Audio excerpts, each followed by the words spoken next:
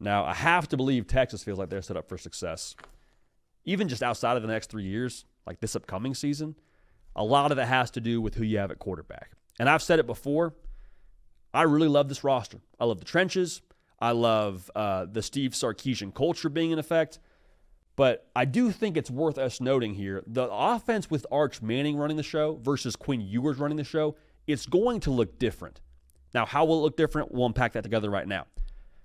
I think we need to first have a conversation about the expectations for Arch Manning before we have a conversation about the expectations for the offense. My word of advice to Texas fans is just enjoy the ride when it comes to Arch Manning. Just enjoy that you got this dude in Austin.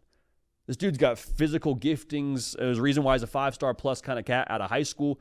This dude's going to be really good, is my opinion.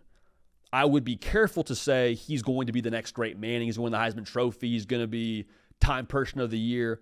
If he does that, amazing. But if he doesn't do that, aren't you just left with disappointment? Even if he takes you to the semifinals of the college football playoff, he did as much as Quinn Ewers, but you'd be bummed, obviously, because you didn't win the national championship in that specific season, I suppose. But I think you'd also just be feeling let down because of who in your mind, who Twitter told you Arch Manning is supposed to be. Like, let's just rein in a little bit here and allow, again, some runway for Arch Manning to develop as the starting quarterback at Texas. Looked great in flashes last year. It's very different, though, to be handed the keys for a drive around the parking lot than to be handed the keys for the entirety of a season and say, hey, you're our guy. Let's roll. Now, when we talk about him being the guy, I think that the way he's a different quarterback than Quinn Ewers, I think he is more of a fit for what this Texas roster is. Because last year, you sort of adjusted your game plan, it felt like, with Quinn Ewers. You thought maybe you would be a little bit more of a vertical passing attack and a lot more air it out is, I think, my assumption. A lot of our assumptions coming into the year didn't work out that way. It's not wrong, but it didn't work out that way. Texas's best players, in my estimation, are in the running back room. Receiver room is good. We'll talk about it in a second. But like Trey Wisner, you hope C.J. Baxter gets back healthy. The running back room is, I think, really where you get excited about, your potential studs. You want to run the freaking football this upcoming season. Also, it complements the defense that I believe you're going to have up front yet again. Surprise, surprise, Texas plays good trenches, good defense in the trenches. Who would have thought? I think all of us now, given who they are. But adding Arch into the mix now to speak to how he fits better, I think when you talk about the ways that Arch can maybe even elevate the running back room with what he is on the ground, this dude's 6'4", 225, like what, 4'6", 40, I'm guessing here. I see stuff on Twitter saying he's like high 4.5s. I don't know. Dude's fast. Right? Saw him take off this past college football season in is it UTSA, I think it was, he took off against. Like, dude's got some wheels. All right? So there's nothing sneaky athletic about my guy. So when you're a defense and you have to account for that on the ground, it just divides your attention span of what you can account for. Like, I can't trigger as quickly on a Trey Wisner inside zone because I'm worried about 16 tucking it around the corner and getting 40 on us. Like, you have that at quarterback now. You didn't have that a year ago. So this isn't me saying he's less of a passer than Quinn Ewers, but I think when you talk about the identity of this offense, Arch Manning to me fits that mold a lot more seamlessly and a lot more comfortably with what Texas, I believe, will want to do on the offensive side of the ball. Now, this is not going to be a thing where Texas turns into a 65% run operation. I don't see that being the case.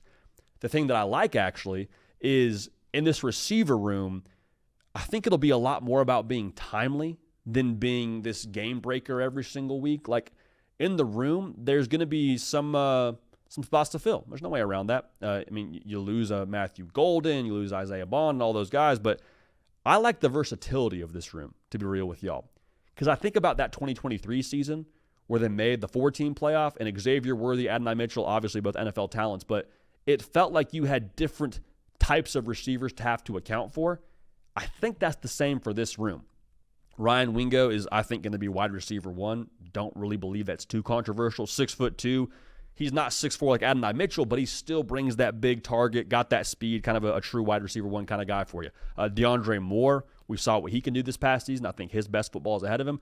Yeah, you might have to ask a true freshman to step in for you. Khalil Lockett might have to be a guy that gets some more burn for you. But even with that being said, I don't think this is an offense now that's going to have to throw for 300 yards a game.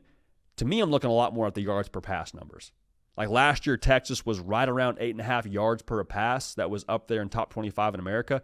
I'd love to see them be even a little bit more lethal downfield. See them being like the high 8s, maybe low 9s. Like that, I think would mean that Texas is really humming with what they're doing on the ground, and then guys on the back end are making them pay with a Ryan Wingo deep shot because you're tired of Trey Weissner and Arch Manning giving you fits up front. So it's more timeliness than having to take over the game through the air, but I do think that still will exist for Texas when you talk about what 2025 is.